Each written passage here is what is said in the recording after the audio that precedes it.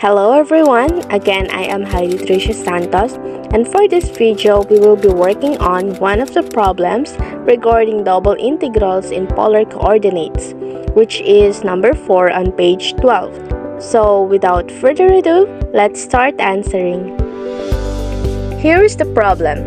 Evaluate the double integral sine times the quantity of 3x squared plus 3y squared dA over the region D, where D is the region between x squared plus y squared equals 1 and x squared plus y squared equals 7. To formally start this solution, let's write down the notation.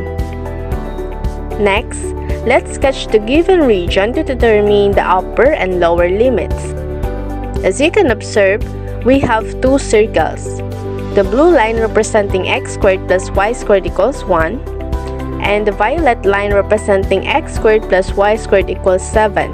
Since we are doing double integration involving polar coordinates, we will be dealing with dr and d theta. By looking at the graph, we can easily determine the limits. So we have here the limits of r, which is r is greater than or equal to 1, but less than or equal to square root of 7, and the limits of theta, which is theta is greater than or equal to 0, but less than or equal to 2 pi. Since our upper and lower boundaries have been settled, let's continue our solving. Now, we will convert this Cartesian into polar coordinate. Recall that we have three important conversion formulas to remember, and one of them is the x squared plus y squared equals r squared. Notice that in this given, we have an interesting expression here where we can use the conversion x squared plus y squared equals r squared, and that is 3x squared plus 3y squared. If we factor out 3 from the expression, we will be left with sine 3 times the quantity of x squared plus y squared dA. So converting this all into polar, we can now have the double integral of 3r sine r squared dr d theta evaluated from 1 to square root of 7 for r and 0 to 2 pi for theta. From here, we will undergo integration by substitution, and here is the process.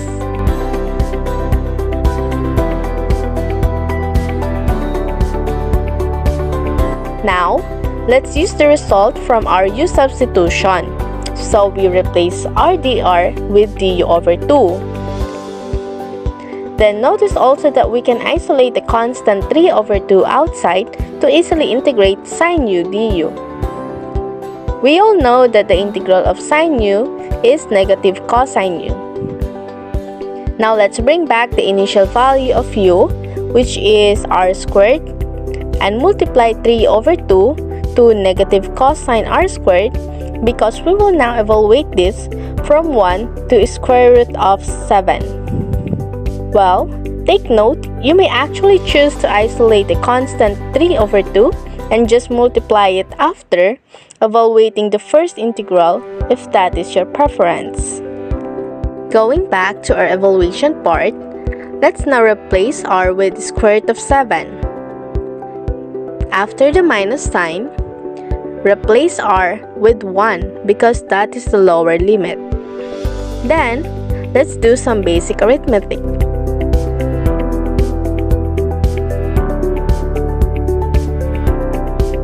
Now, we have arrived at having the definite integral of negative 3 cosine 7 all over 2 plus 3 cosine 1 all over 2 d theta evaluated from 0 to 2 pi.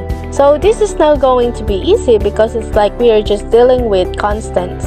So the integral of negative 3 cosine 7 all over 2 is just negative 3 cosine 7 all over 2 times theta.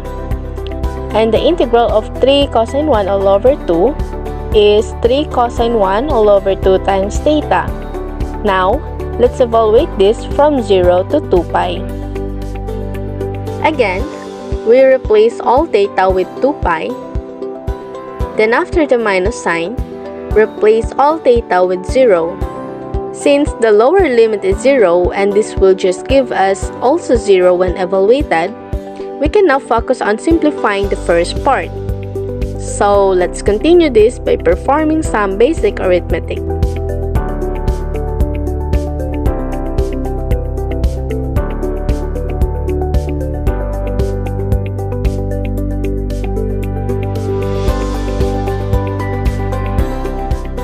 And there you go. The answer to the given problem is simply 3 pi times the quantity of cosine 1 minus cosine 7.